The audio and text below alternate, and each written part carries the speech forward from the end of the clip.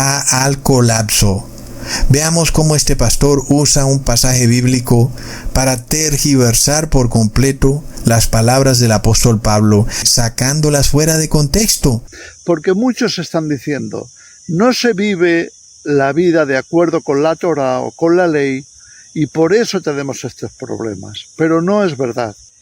Pablo escribe, ¿acaso ignoráis, hermanos, pues hablo con los que conocen la ley, que la ley se enseñorea del hombre entre tanto que éste vive?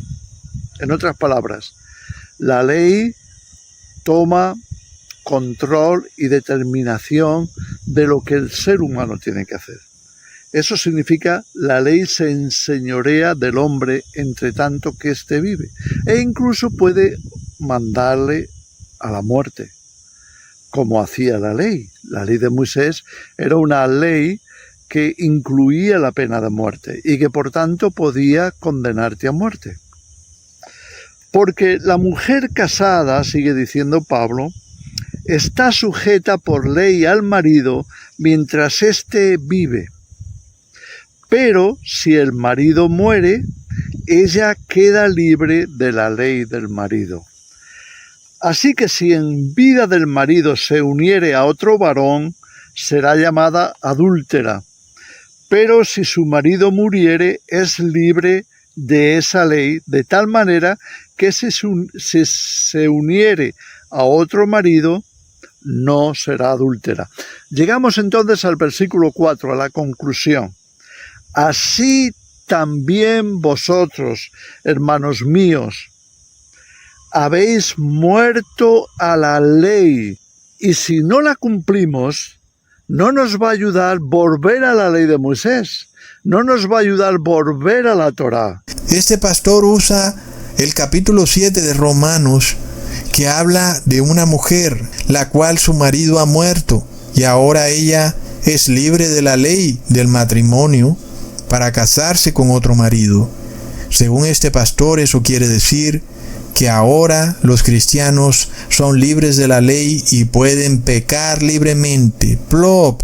Leamos en Romanos capítulo 7, versículo 2 al 4. Porque la mujer casada está sujeta por la ley al marido mientras éste vive. Pero si el marido muere, ella queda libre de la ley del marido. Luego dice el versículo 4. Así también vosotros, hermanos míos, habéis muerto a la ley mediante el cuerpo de Cristo, para que seáis de otro, del que resucitó de los muertos, a fin de que llevemos fruto para Dios. Entonces, la mayoría de pastores evangélicos dicen, ¡aleluya! Ya no tenemos que guardar la ley, porque ahora somos libres de la ley. Pero miremos, hermanos, ¿qué está pasando ahora en Estados Unidos? Entonces dicen que hay que enseñarle los 10 mandamientos a los niños y jóvenes. Pero, ¿de qué sirve eso? Si aquellos que los enseñan son los mismos que dicen que no hay que guardarlos. Es una hipocresía rampante. Y miremos cómo tergiversan el capítulo 7 de Romanos. Porque el apóstol Pablo está usando un ejemplo muy claro. Está haciendo una analogía entre una mujer casada que tal vez pudiera cometer adulterio y la iglesia de Cristo, que también estaba casada con Jesús y que ha violado la ley. El apóstol Pablo compara a esa mujer con la iglesia de Dios, que es como si hubiera cometido adulterio. Ahora, según la ley, hay 2 formas en que una mujer es denunciada por adulterio. La primera es cuando el marido personalmente la denuncia, porque tal vez el marido se ha dado cuenta que su mujer lo engaña. Tal vez la vio en cosas raras. Tal vez tiene testigos de que su mujer lo engaña. La segunda es si la mujer es encontrada en pleno acto de adulterio. Entonces quienes la encontraron debían ir a donde el marido, y luego el marido entonces condenaría a la mujer por su adulterio. Son estos los 2 casos en el que el marido debía ir a donde un juez para condenar a la mujer adúltera. De ser hallada culpable esa mujer, ella era condenada a pena de muerte. De repente pasa algo, el marido se muere. como es apenas obvio, pues no habiendo perjudicado, pues no hay nadie que pueda condenar a la mujer adúltera ante el juez, porque muerto el perjudicado, pues también queda extinguido el perjuicio. En este ejemplo que pone el apóstol Pablo en Romanos capítulo 7, el marido está en su derecho de condenar a su mujer, pero de repente muere. Ahora, por supuesto, al morir el marido, la mujer es libre de la ley. No solo ella ya no puede ser condenada por algún perjuicio en contra de su marido, sino que ella también queda libre para casarse con otro marido. La mujer, si tal vez hubiera pecado o cometido adulterio, estaría bajo la ley del marido y estaría bajo pena de muerte. Una vez muerto el marido, se extingue el perjuicio que ella le ha podido causar al marido. Vamos a suponer otro ejemplo. Supongamos que tú le debes dinero a un banco y por alguna razón no le pagaste al banco. Estuvo mal hecho. El banco ahora tiene la autoridad para ir a donde el juez para que te condene por no pagar la deuda. Pero algo ocurre. El banco se quebró y es liquidado y ha dejado de existir. Y al no existir el banco, pues ya nadie puede ir a donde el juez a condenarte. Ahora tú, si quieres, puedes ir a otro banco y puedes aún prestar otro dinero. Pero se hace obvio que si vuelve y no pagas el dinero que has prestado, de nuevo ese otro banco, pues está bajo el derecho de ir a donde un juez a exigir que te condene por no pagar tus deudas. De la misma manera en el caso de la mujer casada. Si su marido muere, la mujer queda libre de la ley que la sujetaba al marido.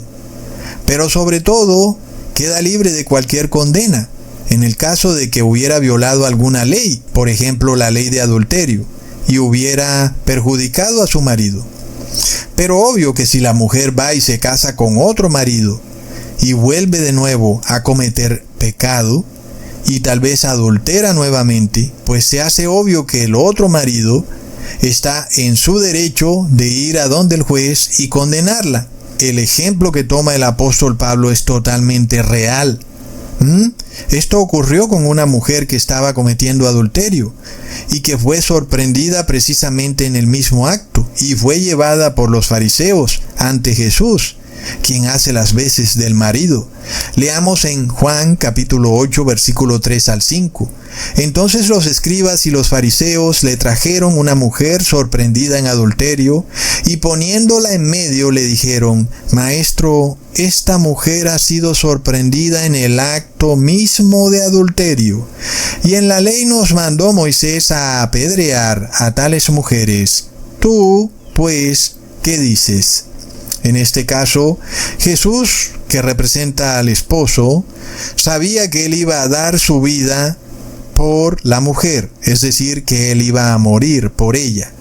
Y sin embargo, Jesús era el directamente perjudicado por el adulterio de la mujer, porque Jesús es la ley viviente. Y cuando la mujer comete adulterio, pecó contra Dios, y Jesús es Dios. Ahora, algunos testigos dicen que la habían encontrado en pleno acto de adulterio y, sin embargo, ellos no tenían poder para condenarla. Debían llevarla a donde el marido, que es Jesucristo. Él sí tenía poder para condenarla. Sin embargo, ya vemos que Jesús estaba por dar su vida por ella y por todos los que han pecado. Y por eso Jesús sabe que Él ha muerto por los pecados de la mujer. Y esa mujer queda libre de la condena, de los perjuicios que le ha causado al marido. Ojo, que eso no quiere decir que la mujer ahora pueda nuevamente volver a cometer adulterio.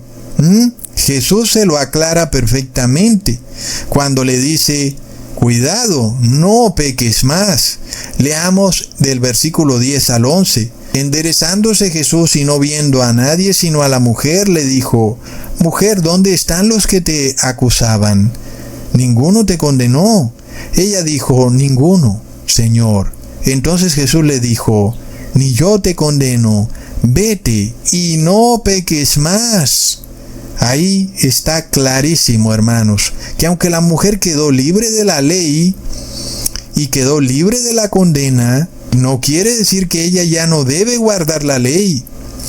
Porque Jesús le dice, ojo, no vuelvas a violar la ley. Y Jesús se lo aclara perfectamente. Ahora, la mujer quedó libre de la ley que la condenaba, pero no quedó libre de la ley de Dios, que es la ley del Espíritu. Quedó libre de la ley de la carne. Por esto el apóstol Pablo dice en el versículo 3 del capítulo 7 de Romanos, así que si en vida del marido se uniere a otro varón, será llamada adúltera, pero si su marido muriere, es libre de esa ley, de tal manera que si se uniere a otro marido, no será adúltera. Claro que la mujer es libre de la ley si el marido muere. Obviamente que si ella se casa con otro marido, la mujer de nuevo se sujeta a la ley, porque lo que libera a la mujer de la ley es la muerte del marido, pero ella se casa nuevamente y ahora se ha casado con Jesús resucitado, y este Jesús resucitado es la ley viviente, y si la mujer se casa con la ley viviente, pues es apenas obvio que está sujeta a la ley de Dios. De otra manera, pues esa mujer seguiría pecando y adulterando, aunque estuviera nuevamente casada, lo cual no tiene ningún sentido.